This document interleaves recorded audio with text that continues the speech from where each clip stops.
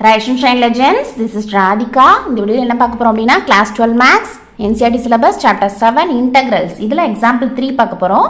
Find the following integrals. இதில் subdivision 3. Integral 1 minus sin x by cos squared x dx. First step, let I which is equal to integral 1 minus sin x by cos squared x dx. ஓகேவா?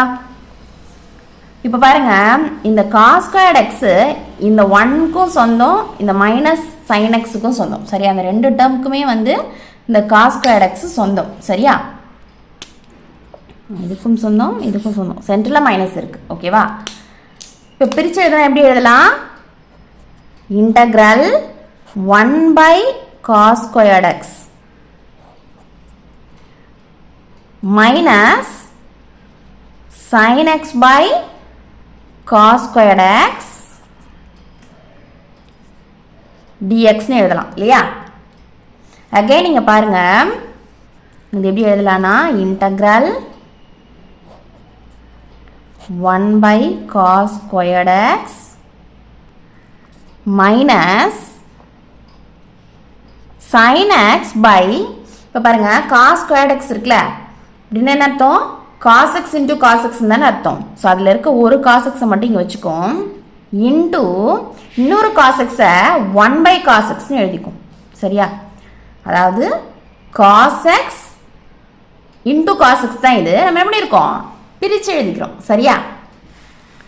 cos squared x தான் cos x into cos x னு பிரித்து எழுதியிருக்கோம். புரியுதா? எதுக்காக பிரிச்சிருக்கோம்? இங்கே பாருங்க, இப்போ sin by cos, அதாவது sin x by cos நம்ம எப்படி எழுதிடலாம்? tan x னு எழுதிடலாம் இல்லையா? அதே மாதிரி 1 by cos x நம்ம secant x அப்படின்னு எழுதலாம். சரியா? அதே மாதிரி இங்கே பாருங்க, 1 by cos squared x இது எப்படி எழுதலாம்? secant squared x னு எழுதலாம். சரியா? அதுக்காக தான் என்ன பண்ணிக்கிறோம்னா இப்படி பிரித்து எழுதியிருக்கோம். புரியுதா? ஓகே, இப்போ சொல்லுங்க, integral secant squared x minus tan x into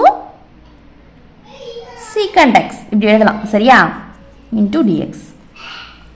இப்போ பாருங்க, இதில் எத்தனை டேர்ம் இருக்கு?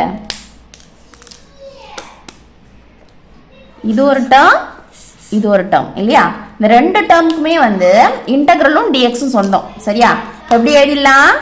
which is equal to integral secant squared x dx minus integral tan x secant x dx னு எழுதிடலாம். சரியா?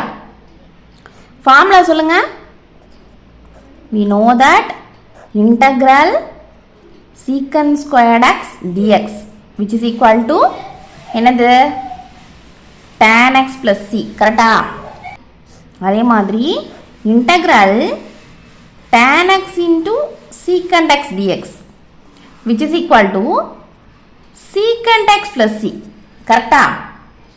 Okay, i which is equal to, இதுக்கு மேலே என்ன எழுதலாம்? tan x plus c னு எழுதலாம். ஸோ tan x,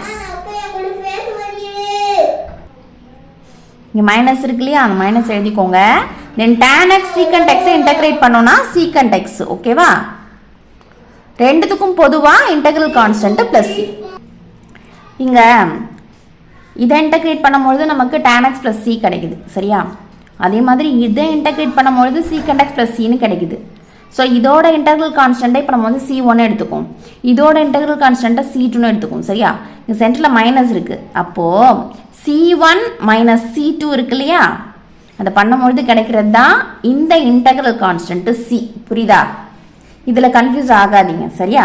எதனால் இங்கே C போகிறோன்னு சொல்லிட்டு. ஓகேவா? இந்த சம் உங்களுக்கு கிளியராக புரியுது அப்படின்னா லைக் பண்ணுங்கள், ஷேர் பண்ணுங்கள். டவுட்ஸ் எது இருந்தால் கமெண்ட் பண்ணுங்கள். மறக்காமல் சேனலை சப்ஸ்கிரைப் பண்ணிக்கோங்க. சரியா?